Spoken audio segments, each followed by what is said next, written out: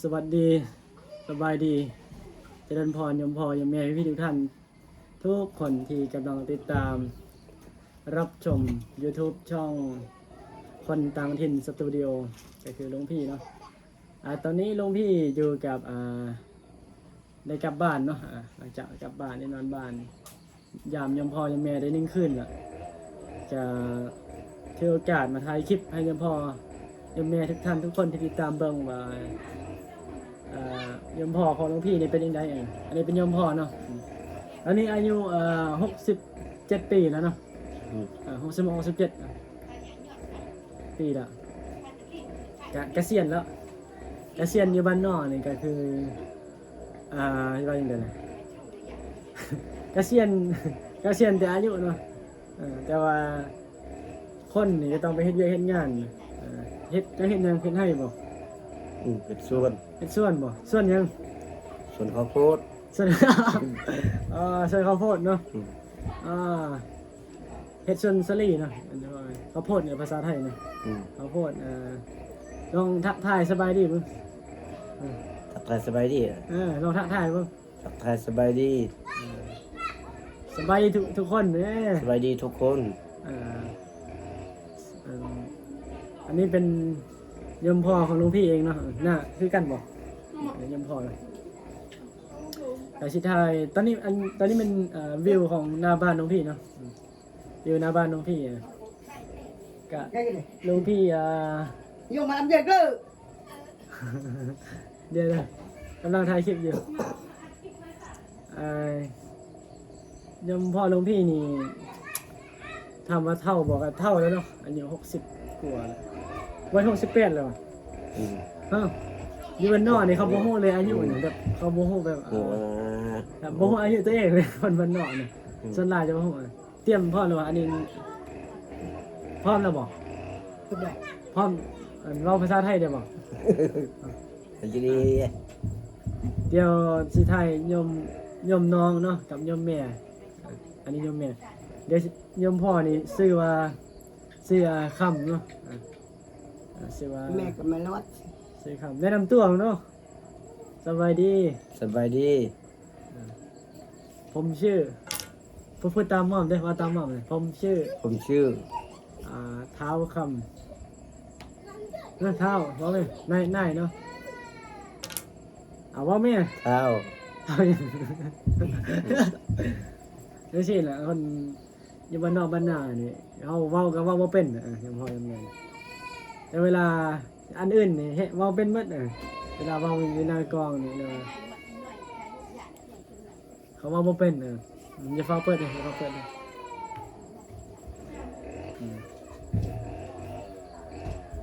บรรยากาศยามแรกเนาะตอนนี้เวลา6 โม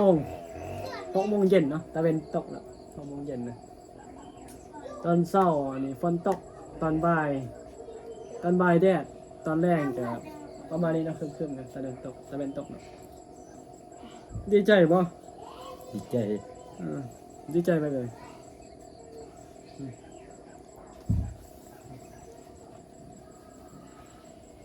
นี่ก็คือเป็นวิวของหน้าบ้านของพี่เองเนาะเดี๋ยวพอเองเลยอยู่บ้านนอกบ้านหน้ากันประมาณนี้แหละคำมาแกค่อนข้างอะไรเลยปกติก็บ่ได้ยินเสียงรถนะแต่ว่ามันจะมีเมื่อนี้คือบ่ได้ยินเสียงรถน่าจะเป็นเพื่อนว่าอย่างเขาซ่อมรถอันนี้บนกะลารถเอิญม่อนมาดูกับแม่มาดู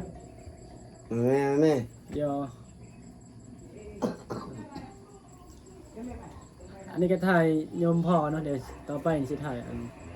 โยมน้องกับโยมแม่เนาะเขาเป็นวิดีโอเดียวกันเลยตัดต่อแบบบ่ได้ตัดต่อหลวงพี่ขี้เกียจตัดต่อประมาณนี้เพราะว่าถ้าตัดต่อแล้วมันจะบ่เป็นธรรมชาติปานใดเวลาถ่ายคลิปอยากให้เห็นแบบบรรยากาศธรรมชาติเรียวๆในชีวิตจริงของคนบ้านนอกของหลวงพ่อแม่หลวงพี่เนี่ยเดี๋ยวให้แม่มาทางนี้น้องมาทางนี้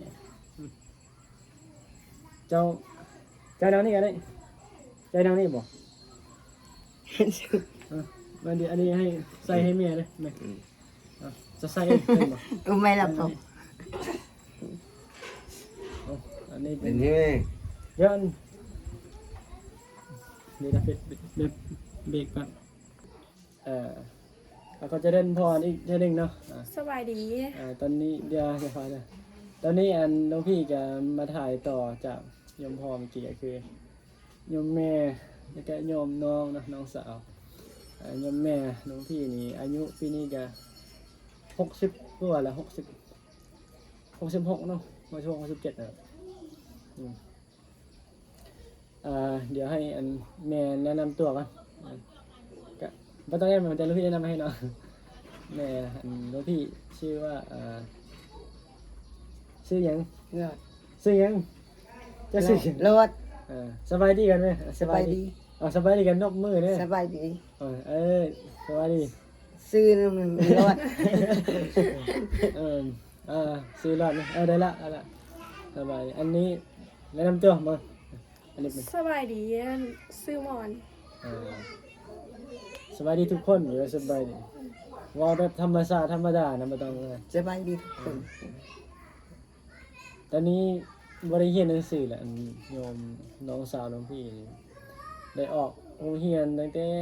เอาเรียนอยู่ปีใดนะ ปี2023 2023พอดีปีน้องพี่จบม.7 2023เรียนฮอดม.ยัง ม.2 จะขึ้นม.3 แล้ว แนะนำตัวเบิ่งแนะนำตัวซะ ม เบิ่งก่อนได้ไหมแนะ ม นำตัว .2 จะขึ้นม.3 แล้วก็เลยออกไปหางานเฮ็ดแล้วก็ เฮ็ดยังตอนนี้เฮ็ดงานยังเหรอ ตอนนี้บ่ได้เฮ็ดงานแล้วก็มาอยู่บ้าน มาอยู่บ้านบ่ได้เฮ็ดงานโยมแม่น้องพี่นี่เฮ็ดยังเจ้านะ ทำงาน ทำงานยัง ทำงานสวน ทำงานสุดคือเฮ็ดให้เฮ็ดหน้าแหล้วเฮ็ดให้เฮ็ดหน้าเว้า ได้นายสวน เว้ารถเฮ็ดหยังพรบ่เฮ็ดหน้าเนี่ยจักปีเลยเฮ็ดตั้ง ก็ แต่ หลาย เกิด ปีแล้วโอ้ เฮ็ดตั้งแต่เกิด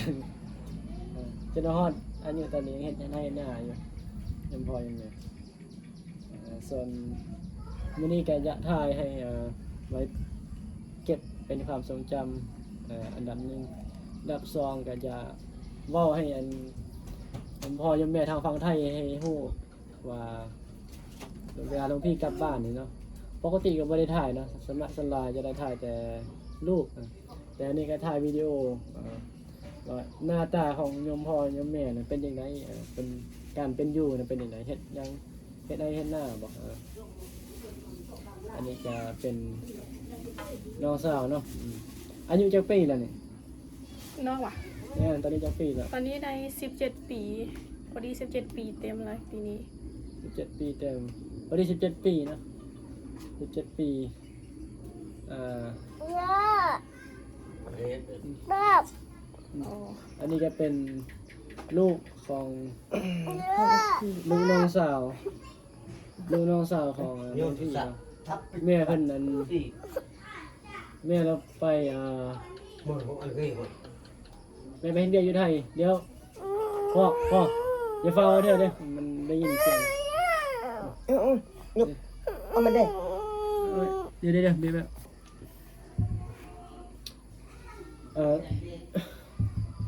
วันนี้จะเป็นวันที่5เนาะบ่พอแม่บ่เห็นหนูพี่มื้อนี้วันที่5พฤษภาคมน้องพี่มายามบ้านได้1วันเนาะมื้ออื่นก็2วันพอดีวันที่7น้องพี่จะกลับน้องพี่จะกลับบ้านแต่นึกสินะคนบ้านนอกน่ะเวลาอัดคลิปนี่เขาสิเว้าบ่เป็นจังพอจังได๋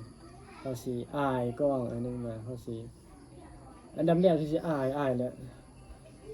ครับเขาบ่เคยเฮ็ดจักเทื่อเนาะบ่ได้เห็นมาก่อนนะมีแต่โทรศัพท์ก็เล่นอยู่แต่ว่าสิอัดคลิปเว้าหน้ากล้องนี่โอ้บ่ได้อายเด้ อายบ่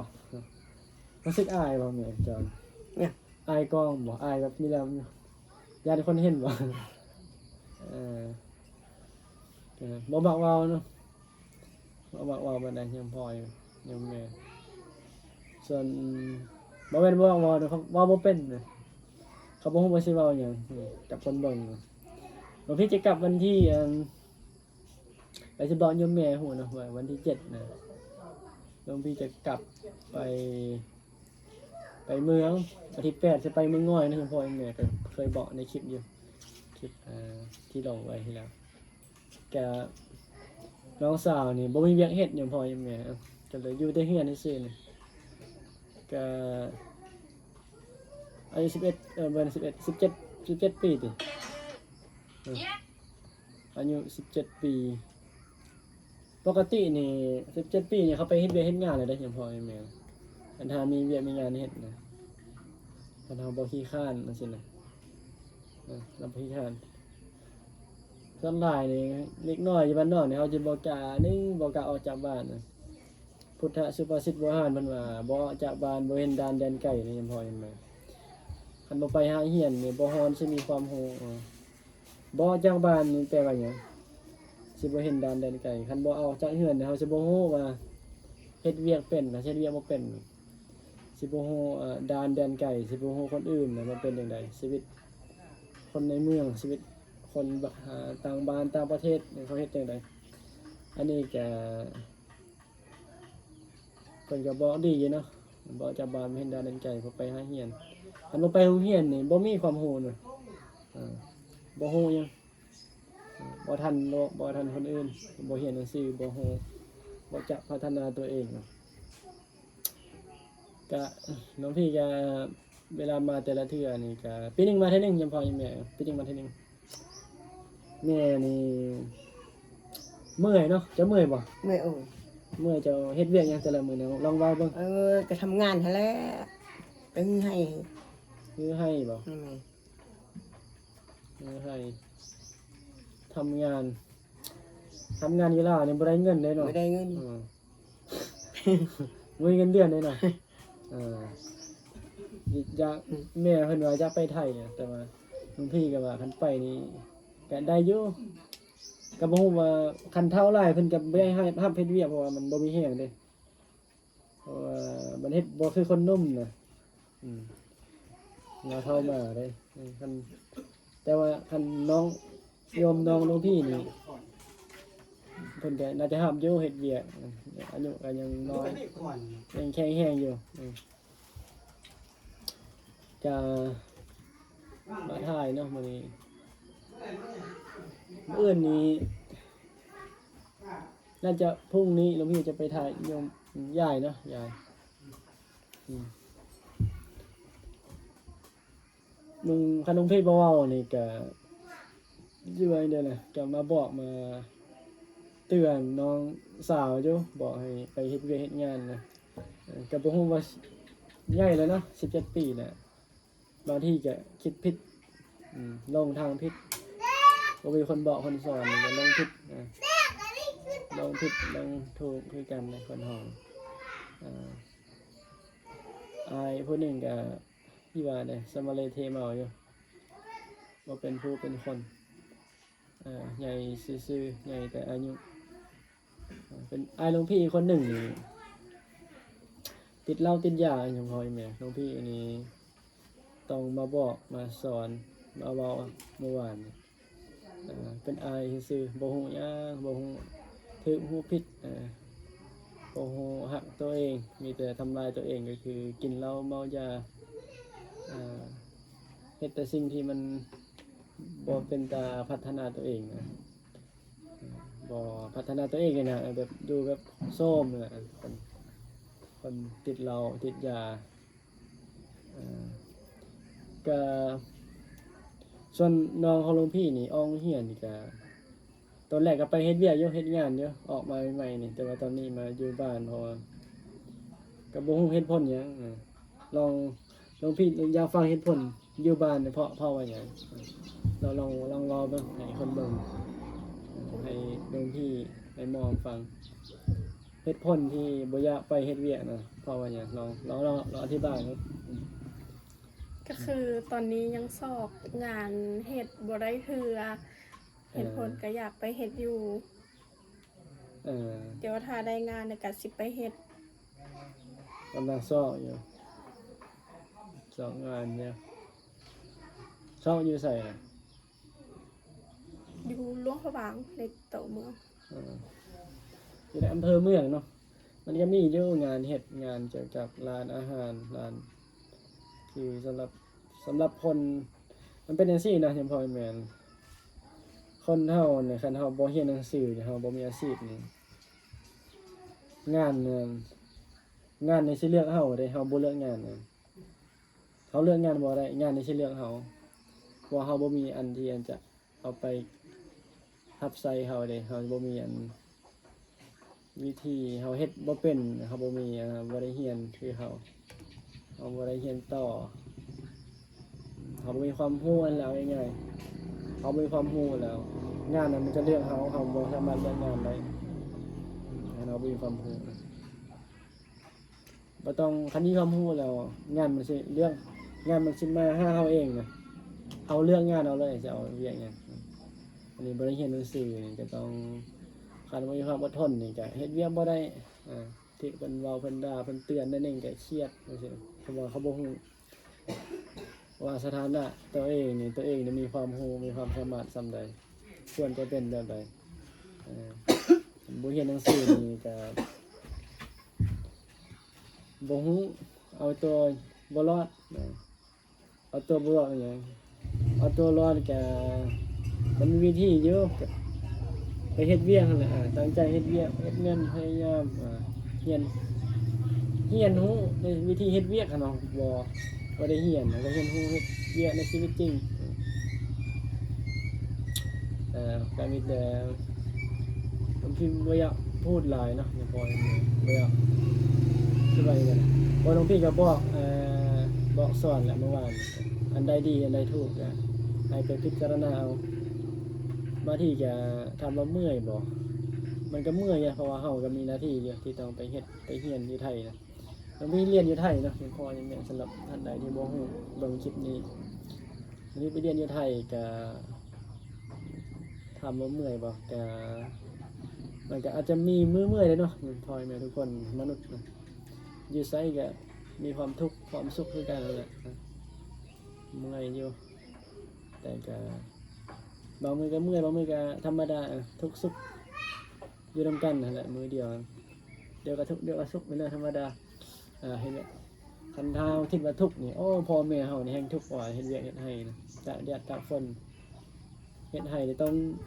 คันตากแดดบ่ได้นะโอ้น้องพี่เคยไปอยู่ตอนสมัยเป็นโยมนะไป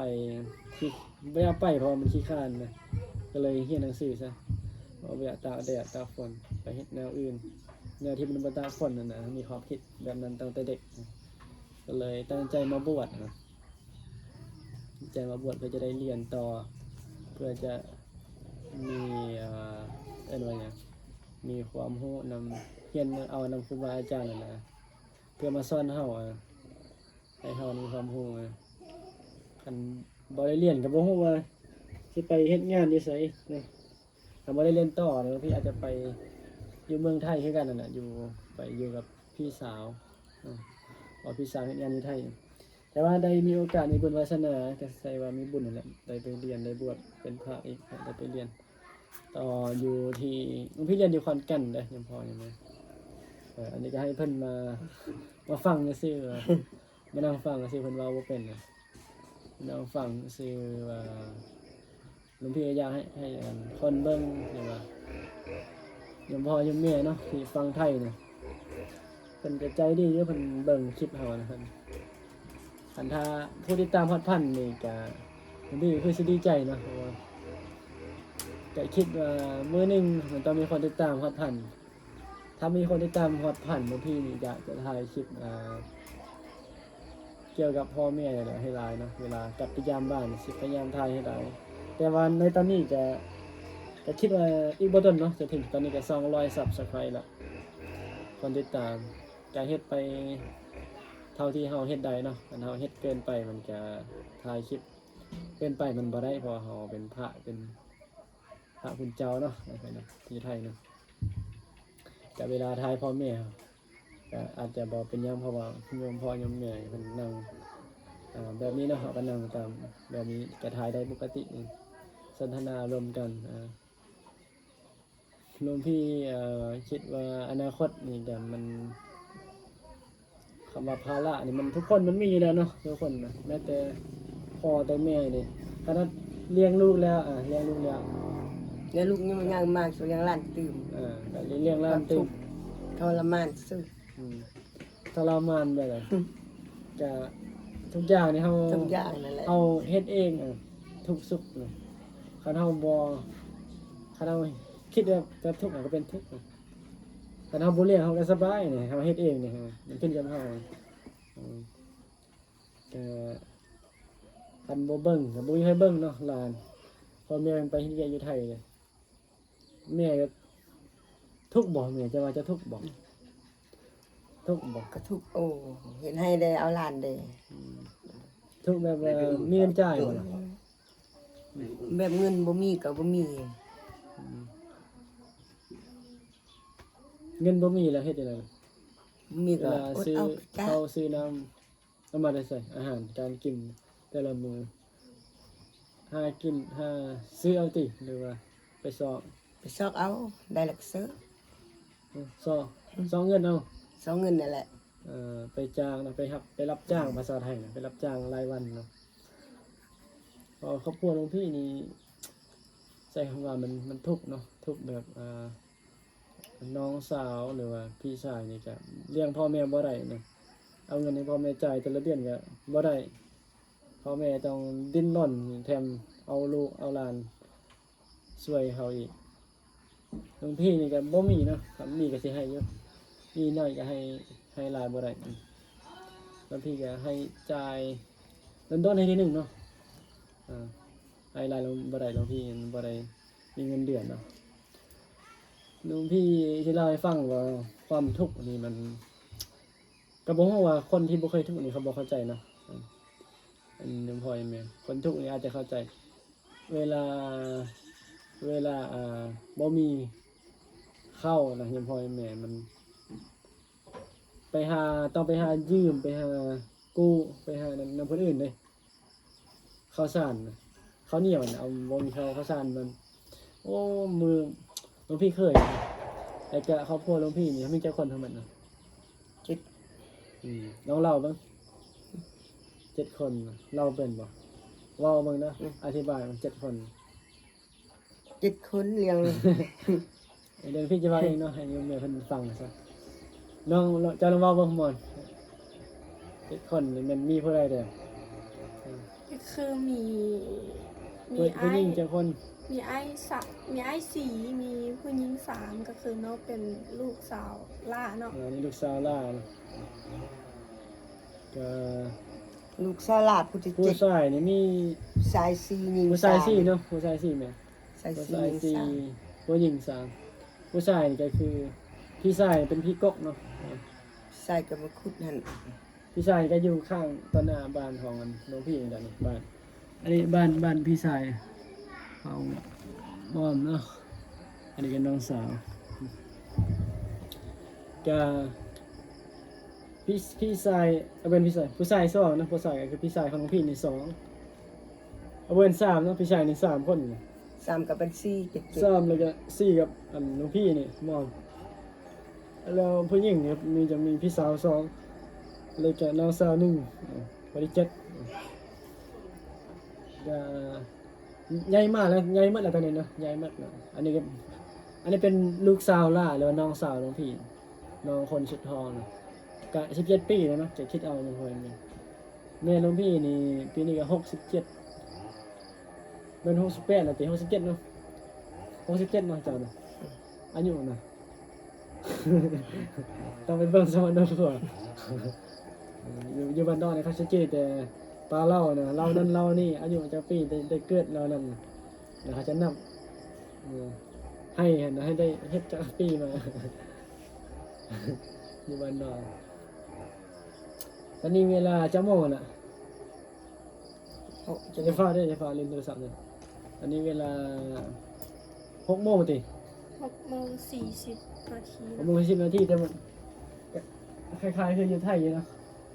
แต่ว่าอยู่ไทยนี่บ่ฮู้ว่าช่วงนี้มันนานค่ำเนาะช่วงนี้ปกตินี่ค่ำเลย6 โมงตะเวนตกเลย เป็นโต๊ะดินก็ยังแจ้งสว่างอยู่ลุงพี่ก็ฝากให้ฝากให้ยมพ่อยมแม่ทุกท่านทุกคนที่ติดตามสนับสนุนเนาะที่ติดตามก็ขอขอบคุณขอบใจเนาะที่รับฟังที่รับชมแล้วก็รับฟังโดยมาตลอดนะแล้วก็รับฟังมาฮอดตอนนี้นะแต่ก็อยากให้แม่เพิ่นนั้น เวลาเบิ่งคลิปอันเนี้ยมีส่งมีใส่ให้ เบิ่ง ให้แม่เพิ่นอวยพรซะให้คนเบิ่งเลยพูดภาษาไทยเป็นบ่เนี่ยบ่เป็นเนาะพูดภาษาลาว พูดแม่นบ่ เดี๋ยวให้แม่เพิ่นก่อนสิจากลาเนี่ยก่อนสิปิดคลิปเนี่ยบ๊ายบายวะเนาะเอาไปอันเจอกันคลิปต่อไปเนาะยามพ่อยามแม่เดี๋ยวม่วนยามเข้ามาให้อันน้องสาวปิดคลิปก่อนเนาะ โอเคบ๊ายบาย บ๊ายบาย ฝากกดไลค์กดแชร์ด้วยเด้อ เดี๋ยวฟ้าเธอหมดเห็นเคยเห็นหน้าลบดีๆแม่ โอเค เดี๋ยวมอมจะปิดเองลบ โอเค บ๊ายบาย ก็ขอบคุณครับคน ขอบคุณ เบิ่ง ขอบ ขอบ ภา คุณ ษาลาวเลยเออ ภาษาไทยขอบคุณคนไทยด้วย ขอบคุณที่รับชมคลิปนี้ฝากติดตามฝาก น ก บ ดไลค์ ดี กด ๆแม่ แช น ร์ บ ด้วย คือคน เด้อ ไทยแม่ เอ้ย เออ